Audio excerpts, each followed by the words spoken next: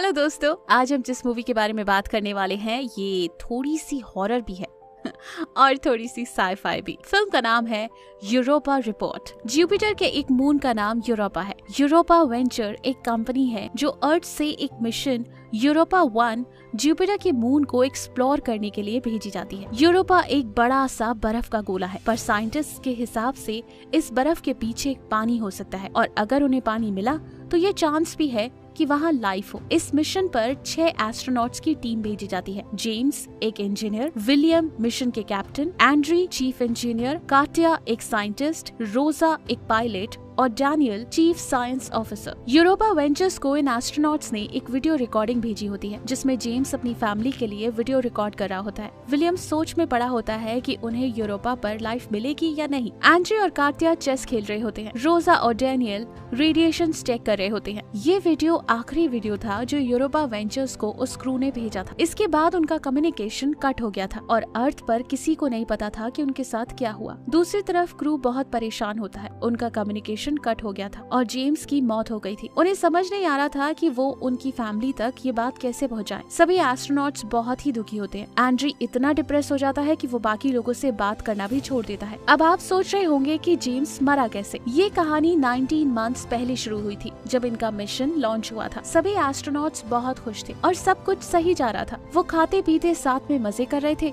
और अपना काम भी। मूवी का प्लॉट वापस प्रेजेंट में आता है। अब ये 5 एस्ट्रोनॉट्स यूरोपा पर पहुंच चुके थे। डैनियल और विलियम डिस्कस कर रहे होते हैं कि क्या एंड्रू को मेन शिप में अकेले रहने देना चाहिए या नहीं, क्योंकि बाकी क्रू यूरोपा पर लैंड करने वाली थी। पर एंड्रू की मेंटल स्टेट इतनी खराब हो गई थी कि विलियम और डैनियल को शक हो रहा था कि वो मेन शिप को अकेले हैंडल कर पाएंगे या नहीं। विलियम और डैनियल डिसाइड करते हैं कि वो सभी यूरोपा पर लैंड करेंगे क्योंकि एंड्रू को पीछे छोड़ना खतरे से खाली नहीं था। अब ये 5 लोग लैंड करना शुरू करते हैं। अचानक से शिप को झटका लगता है जिसकी वजह से वो अपनी लैंडिंग साइट से 100 मीटर्स दूर चले जाते हैं। जब उनका स्पेसशिप लैंड करता है वो सभी एस्ट्रोनॉट्स यूरोपा के खूबसूरत नजारे से दंग रह जाते हैं। उन्होंने अपनी लैंडिंग लोकेशन से 100 मीटर दूर लैंड किया था और उस जगह पानी नहीं था। अब उन्हें आइस में ड्रिल करनी थी ताकि वो पानी तक पहुंच सके और उसको टेस्ट करें।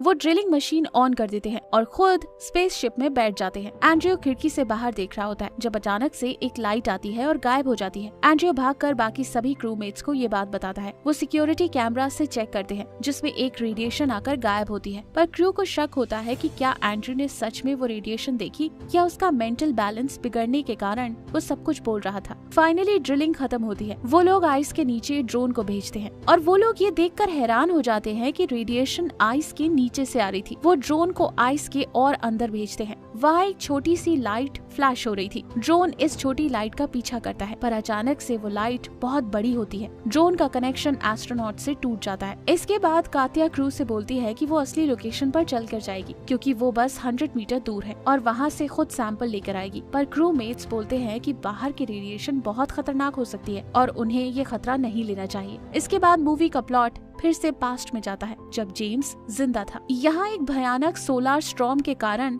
शिप का कम्युनिकेशन अर्थ से टूट जाता है। जेम्स और एंड्रू स्पेस सूट पहनकर कम्युनिकेशन सिस्टम को ठीक करने निकल जाते हैं। वो देखते हैं कि उनका पूरा कम्युनिकेशन सिस्टम जल चुका था। वो कम्युनिकेशन सिस्टम के पैनल को खोलना शुरू करते हैं पर एक पैनल अटक गया होता है। विलियम उन्हें इंस्ट्रक्शन देता है कि वो उस पैनल को छोड़ दे, पर एंड्रू नहीं मानता और बोलता है कि उन्हें वो खोलना ही पड़ेगा। वो बहुत जोर लगाता है, पैनल खोल देता है, लेकिन उसकी वजह से उनके सूट में कट लग जाता है और कट की वजह से उसके सूट से सारा ऑक्सीजन निकल जाता है। जेम्स एंड्रू को शिप में लेने का फैसला करता है क्योंकि एंड्रू बेहोश हो रहा था। वो दोनों शिप के दरवाजे पर पहुंच जाते हैं। यहाँ एंड्रू जेम्स से बोलता है कि वो अभी अंदर ना आए क्योंकि उसके सूट पर हाइड्रोजन लगा हुआ था जिससे स्पेसशिप की हवा जहरीली होती है और बाकी सब क्रूमेट्स की जान भी खतरे में पड़ जाती है। एंड्रू जेम्स को बताता है कि वो वहीं रुके और उसे सूट से निकालकर स्पेसशिप में लेकर आएगा, पर इसी के साथ एंड्रू बेहोश हो जाता है। जेम्स उसकी जान बचाने के लिए उसे स्पेसशिप में डाल देता है और खुद वो स्पेस में चला जाता है क्योंकि उसे पता था कि अगर वो अंदर गया तो बाकी सब भी मर जाएंगे, इसलिए वो खुद को सैक्रिफाइस कर देता है। जाते वक्त उसका कम्युनिकेशन स्पेसशिप से बना रहता है और जाते जाते वो उनसे बोलता है कि वो उसके बेटे को ये बात बता दे कि उसका पिता उससे बहुत प्यार करता है। इसी के साथ उनका कम्युनिकेशन जेम्स के साथ टूट जाता है। जब एंड्रू को होश आता है तो उसे पता चलता है कि जेम्स उसकी वजह से मर गया। वो बहुत जोर जोर से रोने लगता है। इसके बाद मूवी का प्लॉट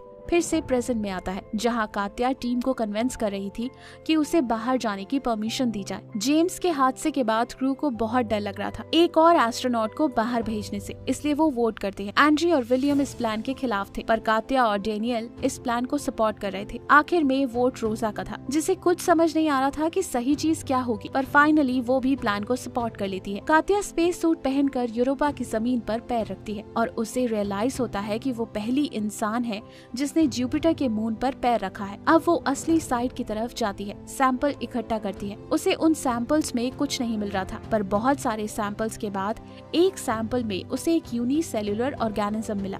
वो ऑर्गेनिज्म एक एल्गाई जैसा था। क्रू ये देखकर हैरान हो जाती है। क्रू अब कात्या को वापस आने को बोलती है। वो पिछले 70 मिनट से बाहर थी, पर फिर अचानक उसने वो लाइट देखी जो एंड्री ने देखी थी। वो उस लाइट के पीछे जाना शुरू कर देती है। क्रू उसे बोलता है कि वहाँ रेडिएशन बढ़ रही है और उसे वापस आ जाना चाहिए, पर कात्या उनकी बात नहीं सुनती और लाइट के पीछे जाती है। अचानक उसके पैरों के नीचे से आइसिंग हिलने लगती है। क्रू का कम्युनिकेशन कात्या के साथ टूट जाता है। वो मॉनिटर पे देखते हैं कि कात्या का डिटेक्टर आइस के अंदर जा रहा था, जिसका मतलब था कि कात्या डूब गई थी। सब लोग उसकी मौत की वजह से बहुत दुखी होते हैं और डिसाइड करते हैं कि वो सब वहाँ से जल्द निकल जाएंगे। वो स्पेसशिप को लॉन्च करते हैं, पर इंजन में माल फंक्शन होता है और उनकी स्पेसशिप यूरोपा की तरफ क्रैश होने लगती है। विलियम अपनी सीट बेल्ट निकालकर एक शील्ड खोल देता है ताकि स्पेसशिप की स्पीड कम हो जाए और वो लोग बच जाएं। उनकी स्पीड कम हो जाती है और वो लोग बच जाते हैं, पर विलियम की जान चली जाती है क्योंकि वो शील्ड खोलने गया था। हैरानी की बात ये थी कि वो लोग बराबर उसी लोकेशन पर लैंड करते हैं जहाँ उन्हें पहली बार लैंड करना था। बाकी क्रूमेट्स विलियम की डेथ के बाद शॉक में चले जाते हैं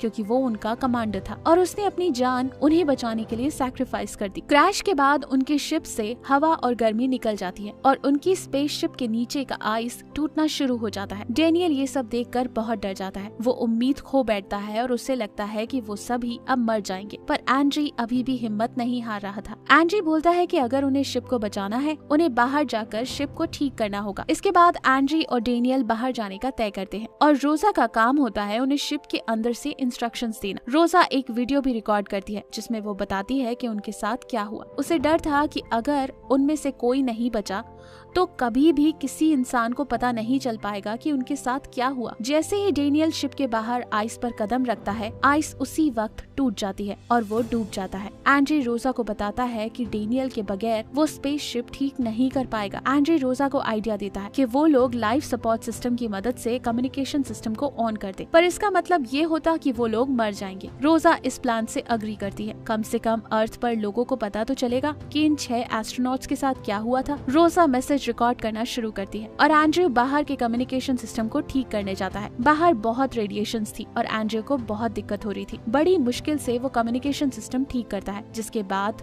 वो भी आइस में डूब जाता है। अब यूरोपा पर बस रोजा जिंदा थी। रोजा लाइफ सपोर्ट सिस्टम को ऑफ कर देती है, जिससे कम्युनिकेशन सिस्टम चलने लगता है। स्पेसशिप पानी में डूबने लगती है और अचानक से रोजा स्पेसशिप का दरवाजा खोल देती है, जिससे सारा पानी अंदर आ जाता है। वो देखती है कि वो लाइट एक एलियन की थी और रोजा के दरवाजा खोलते ही वो एलियन उसकी वीडियो रिकॉर्डिंग में आ जाता है जो उसने अर्थ पर भेजी थी। मूवी के एंड पे दिखाया जाता है कि यूरोपा वेंचर्स को रोजा के सारे वीडियोस मिल गए थे। यूरोपा वेंचर्स के सीईओ उन 6 एस्ट्रोनॉट्स की हिम्मत की तारीफ करती है कि उन्होंने आखिरी दम तक अर्थ तक इंफॉर्मेशन पहुंचाई। और इसी के साथ ये मूवी खत्म हो जाती है। इस मूवी पर आपने जुपिटर के मून के बारे में सीखा। जुपिटर के पास 79 मून्स है, जिसमें से एक है यूरोपा। इनमें से 53 मून्स का नाम रख दिया गया है और बाकी 26 मून्स का नाम अभी भी ऑफिशियली नहीं रखा गया है। अभी तक इंसानों ने यूरोपा को एक्सप्लोर नहीं किया है और हम नहीं जानते कि यूरोपा पर लाइफ है या नहीं, पर हम इतना जरूर जानते हैं कि यूरोपा का सरफेस आइस का है। आपने इस मूवी में हिम्मत का एक बेहतरीन एग्जाम्पल देखा। इन 6 एस्ट्रोनॉट्स ने एंड मोमेंट तक अपने मिशन पर गिव अप नहीं किया। रोसा ने उनकी एलियन की डिस्कवरी अर्थ पर